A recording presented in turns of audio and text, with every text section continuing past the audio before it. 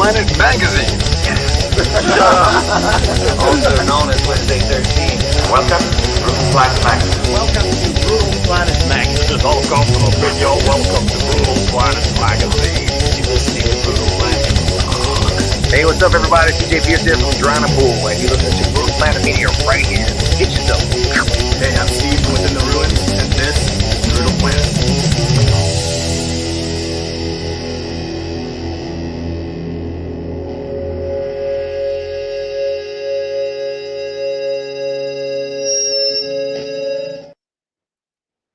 Greetings, Brutal Planet. We're live today with Brandan from Bleeding Through. Brandan, thank you so much, man. No worries, man. Thanks for having me. Appreciate you taking the time. So you guys have a new record coming out on Valentine's Day, your 9th record entitled 9. But I kind of want to educate our audience a little bit on your history and like where you come from, because I know you were in 18 Visions and Throwdown. Mm-hmm. So I guess kind of like just you can go as deep as you want, but like kind of tell our audience, you know, about your history in the hardcore scene, the SoCal hardcore scene, and how Bleeding Through kind of came about. For sure. So like a little bit of like my history coming up through like the hardcore scene or whatever, that's like the main thing that I would kind of like support. That was the thing where I was like 13 years old, like videoing bands and taking pictures and stuff. Like that's what I was into at first, and just fell in love with it just because of the realness of it all. You know what I mean? Like standing on stage as a little kid, watching bands like perform. It made it really flesh and blood, which I loved. And then, you know, I was always in like little hardcore bands and other bands like with friends. And I would like sing and stuff. But I didn't like being a singer. And then I would like play bass because I was like, bass is whatever. And it's like easy, right? And not giving any crap to any bass players. Bass is, if you're a real bass player, fucking good for you. And then just kind of became friends with people within like our local, like Orange County, like hardcore scene, and became friends with the people in 18 Visions.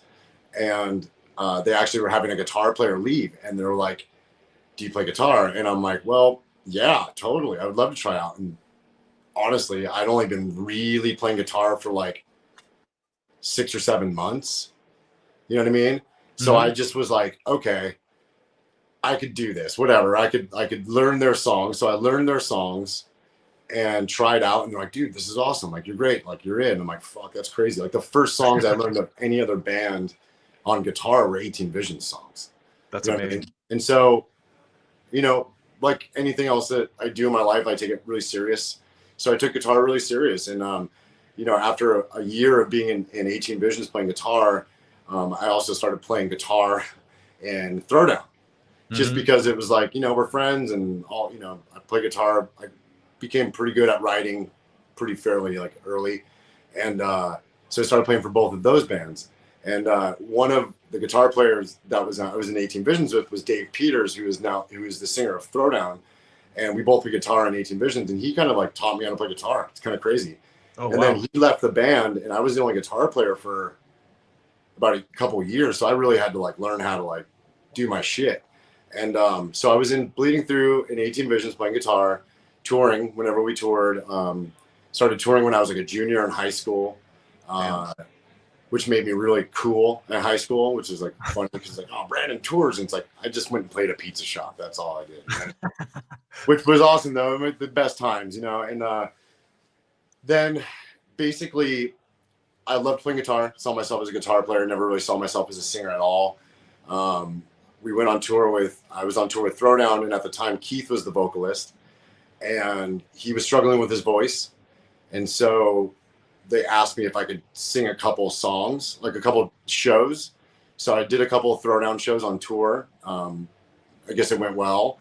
And then there was a home show, pretty big home show, but Keith was also playing guitar for Death by Stereo at the time. And so I sang the show. And my friend Scott Deneau and was like, dude, like, you're a singer, like you're a front man, like that's you. And I'm like, fuck, like last thing I wanted to hear, right? I'm like, I just want to play guitar. And he's like, no, dude, we're gonna start this band. He's like, because Scott and I were friends.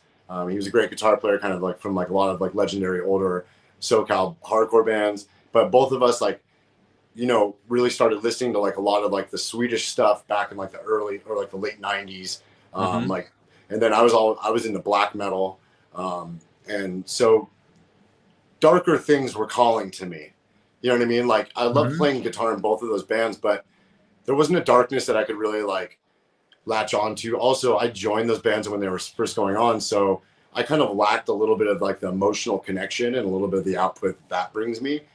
And so Scott's like, let's start a band and like, let's just sound like, you know, let's take like Integrity and mix it with like The Haunted and Dimmu Borgir. And I'm like, fuck yeah, let's do it. You know what I mean? Yeah. Started doing it. It was like blast beats and a lot of like kind of sounded death metalish a little bit, a lot of his riffs.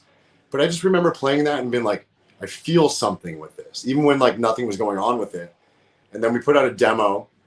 And at the time I was in all 3 bands, and I would do tours with 2 bands. I either Throwdown and Bleeding Through, or 18 Visions and Bleeding Through, or 18 Visions and Throwdown. So I was double dutying it for like a lot of years. And then Bleeding Through put out a demo, and like the 4th show we ever headlined in Orange County was at Chain, and it was sold out. So It was like people started grasping onto it. It was like one of those things where like, I didn't even know if people were going to like it. It was blast beats, very like, you know, metal, and the hardcore metal crossover thing hadn't really happened then. There was elements of it, but not really like what we were doing. And people took to it. And also people took to the lyrics I was writing, because that was my emotional outlet. And I think it just meant something, and I could see something growing, and it felt personal, which I was striving for. And so I quit Throwdown to do 18 Visions and Bleeding Through. And then eventually got to the point where Bleeding Through, a lot of like people like that I trust their opinion in other bands were like, dude, you got to do Bleeding Through and not both. 18 Visions was going more of like a rock and roll route, and I wanted Bleeding Through to go do Bleeding Through, you know what I mean? And just meant something more. So parted ways with them and just started doing Bleeding Through as my only band in 2002. Damn. Yeah. So you guys, I mean, you guys have been around for such a long time. I mean, what's that, like 20, 25, 23, 25 years now? What's funny though is like I'll talk to like older Orange County guys and people in our band, and like I still feel like we're like this young band. Yeah. I mean, the energy is there too. Like the new record is fantastic. Thank you. I guess tell people, because you know this is Love, This Is Murder was kind of maybe like you guys' was that kind of your breakthrough? Was that because you guys did kind of like have some notoriety, like some pretty big notoriety? I remember hearing like you guys were on every festival for a while. Like I just remember seeing you guys in the peripheral everywhere. Was there like a point you think that like you guys kind of like broke through a little bit? Yeah, I'd say that like, you know, we were around the West Coast in spots of like America, like the record before Portrait of the Goddess was doing really well, but it wasn't until we signed with Trustkill that like that record, This Love Is Murderous, kind of like put us in the scope of the rest of the country and also like the world, because I had worldwide distribution through Roadrunner Records, and they were awesome. And it was the one thing that was like took a little bit of like the next push. And then really the thing that pushed it over the top was 2004 when we did Ozfest for the first time. And you know, a lot of the bands on that, it was like a different kind of lineup for what they were used to, a lot of like hardcore metalcore bands. And that's what really pushed it. And I think that's the moment where it started like kind of like clicking in, like, okay, like this is like something, like this is something that we could do for a living. And this is something that we could see the world. And this is something to where we could really get this music out. And so that was the record that really like started it all.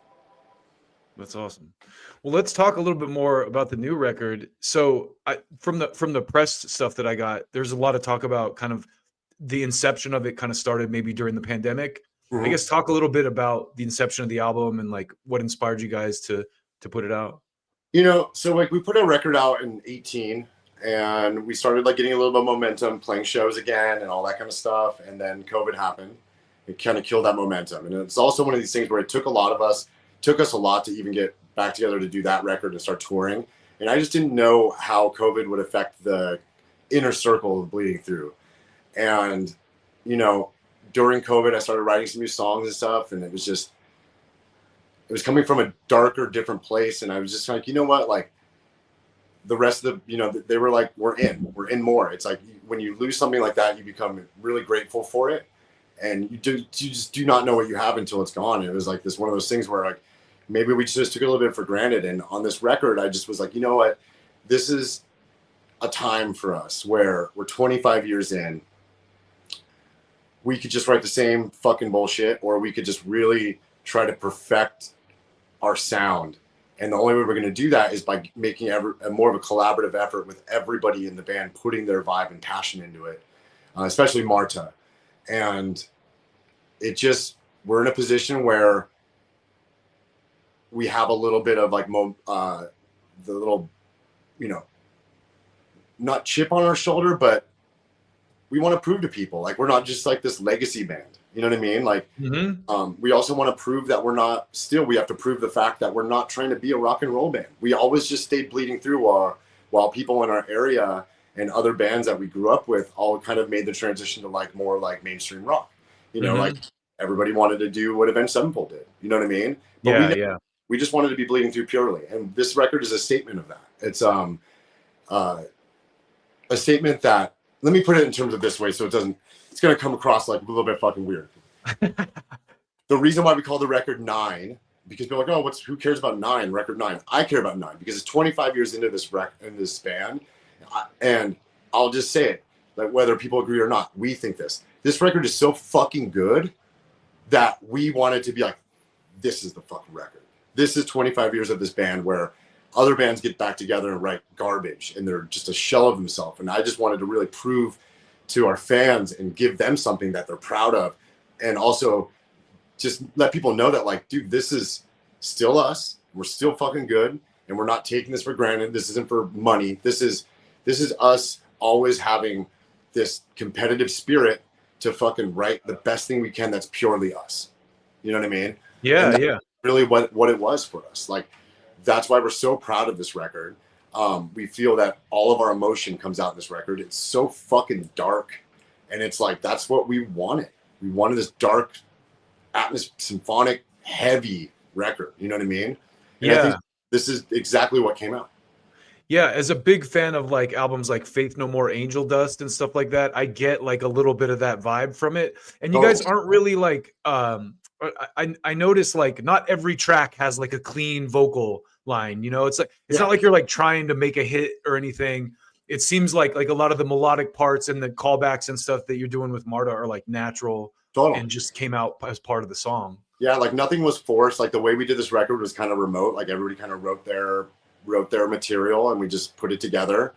And it was just like nothing was forced. We didn't have like a formula. We were just like, if this is the song, this is the song. You know what I mean? Like this is the way we want it to go. Similar to the process when we put the record out, Declaration was the same kind of collaborative effort. And I feel like this record is the most close to that record. A lot of like black metal influence, a lot of dark influence, just kind of everything that we do and that we love to do. So one of my favorite songs that stood out to me right away after listening to the album is Lost in Isolation. Yeah, Isolation. Yeah. Yeah, and I also noticed you guys had a lot of kind of guest appearances on this record. Not a lot, but there's 3 guest appearances. So on this one, you had Doc Coyle from God Forbid and Bad Omens or Bad Wolves? Bad Wolves. Sorry, I always mix those two up. Bad Wolves played this. He just played the solo, right? Yeah. Yeah, but that's a standout song. Thanks, man. We love that song. Very emotional driven, and his solo is so fucking good. And that was like sort of thing like with him and Brian and Andrew, we got people on the record that we're friends with and that we've been friends with for like over 20 years, people that we have tour history with, just history with. Mm-hmm. That's what's important. It's like, we feel like this record is a celebration of like how long we've been together. And we just wanted people to be on the record that were part of that journey. And that was really important for us to do, Yeah, the other track, I Am Resistance with Homeboy from Comeback Kid. Yeah.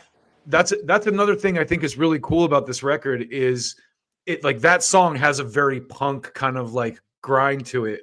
Like black metal punk. Yeah, where none of the other tracks really have that, Yeah. You guys do a really good job of kind of blending these like cinematic metal elements and like the black metal stuff and then even some punk rock and some hardcore shit, like very, very organically. Yeah. I mean, we're from the hardcore scene. We've always had elements of hardcore. I mean, if you see us live, we're more hardcore band than metal band, and I think that's just what kind of makes us stand apart. But also like our roots, and we did want to pay homage to a lot of like the roots of like Orange County, and that song is one of them. Like it's melodic yet like emotional. You know what I mean? And that was something that was super important, and we just really wanted to kind of go on that level and you know, have a song like that shows the like what we do. You know what I mean? Purely shows what we do. Yeah. And we have fun, and we're not afraid to write different. Every song on this record kind of has its own identity, but overall, as a record, the vibe and the overall kind of like emotion of the record is what keeps it all together. That's what is the glue. So, although the songs kind of have like a different like feel to it, the overall vibe is the same. Yeah, it's a cohesive piece of music from song to song for sure. So you also had Brian Fair on the song Wartime.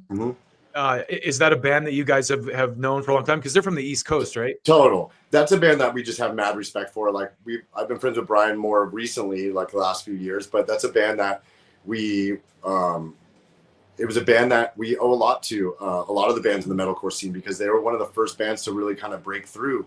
You know what I mean? Before Kill Switch, before a lot of those bands, and you know they were getting like publicity and like not mainstream, but like just outlets. Like they were in Revolver magazine. Like back then, none of our bands were in Revolver magazine. You know what I mean? Like that first band to kind of break the doors down. And so I wanted to kind of pay tribute to that band, and almost like a thank you. Like, listen, like you dudes like did a lot for the scene, but I don't think it's recognized all the time.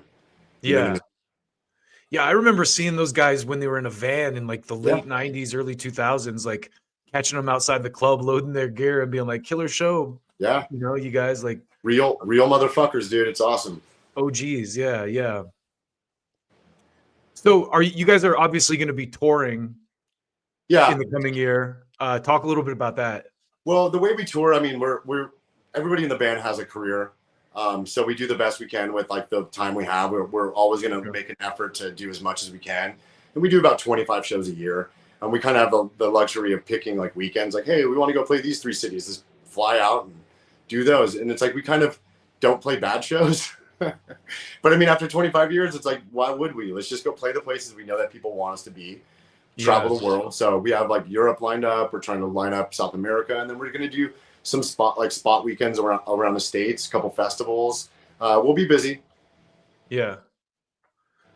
So people can catch you in the US and in Europe. Oh yeah. Just pay attention to our Instagram, man. I post the fuck out of everything. I'm trying to promote all the time. So yeah, man.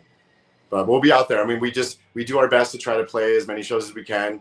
But also it's like one of those things too. It's like, we don't want to burn out on this. You know what I mean? And I know people are like, oh, burnout, whatever. It's like, dude, we've been doing this for a long time, dude. Like, burnout's for real. Like, it's a young person's sport. You know what I mean? Yeah. So, and it's like, we don't want to have to rely on this for any sort of like income or any sort of business aspect. We just want to do this for the love of it. We want to share this music with our fans. We love our fucking fans.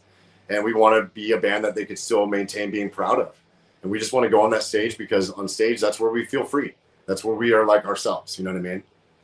Yeah, it's really cool that, you know, this era, you know, bands like you guys can just can do it for the love and not have to like depend on it for your livelihood. Because I think that's the point when a lot of bands end up sacrificing their integrity, because it's like, yo, I got to put food on the table. Yeah, you know, it ruins a lot of it.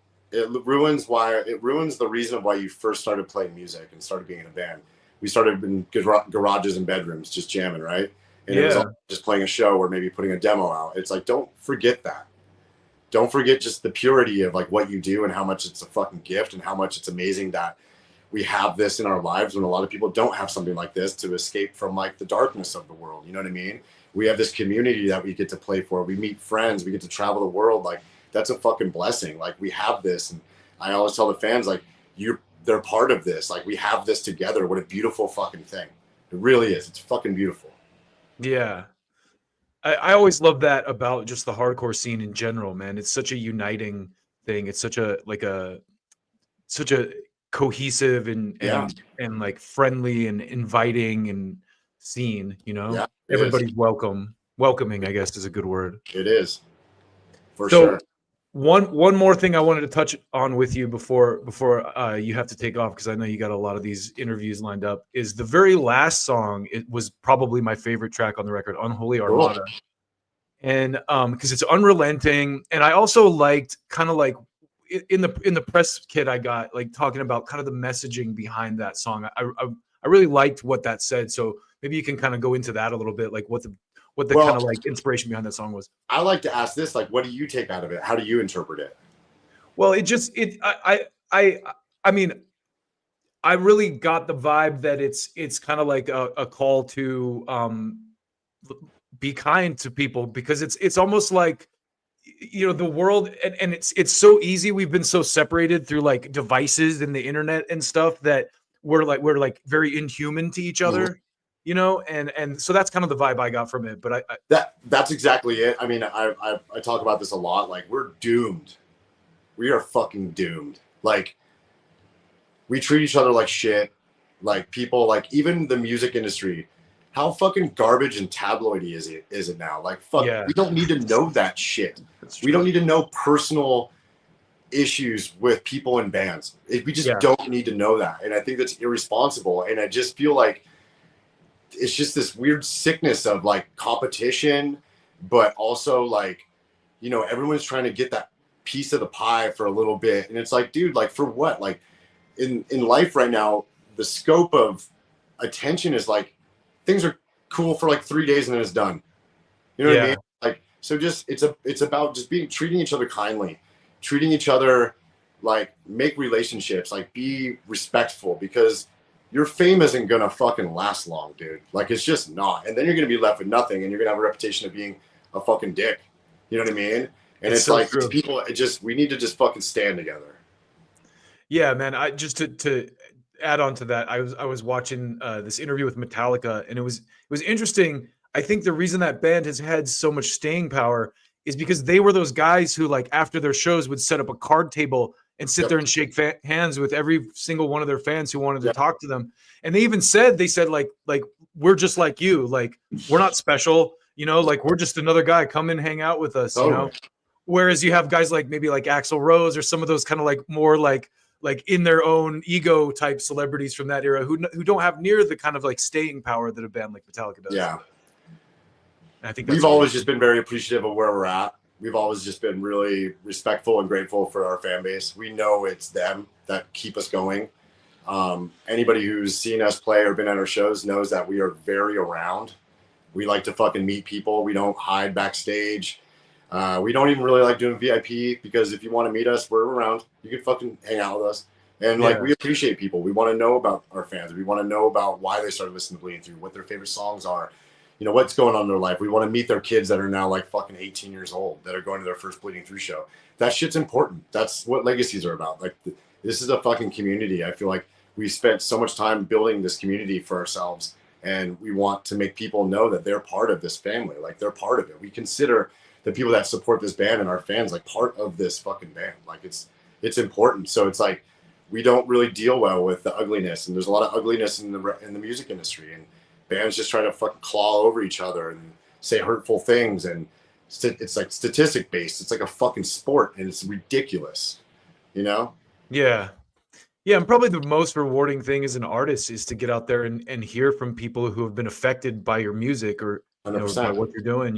It's made their lives better or like affected them in a positive way. 100%. Yeah, well, I mean, that's pretty much all the questions I have for you, man. I really appreciate your time. The record is it doesn't come out until the 14th of February, but there's singles out right now. I think, what's the most recent single? I Am Resistance? I Am Resistance, the most recent. And there's plenty more on the record, man. Yeah, it's a great record, man. It's like, I'm not a person who's been like way into Bleeding Through for a long time, but you guys have always been in the peripheral. And just hearing this album, like, I really went like, wow, these guys are just, like you said, it's almost like all of your stuff kind of like at the level of like, it's really defined now. It's like you guys have really come into your own. Like, this is who Bleeding Through is as a band, and it's a sound that no one else has. It's very wholesome. You're on the money. Thank you so much. Yeah, thank you so much for the time, man. And please come back through and chat with me again when you guys have absolutely anytime, brother. What's going on? Appreciate you, man. Later, man. Later, y'all. Keep it brutal. See ya.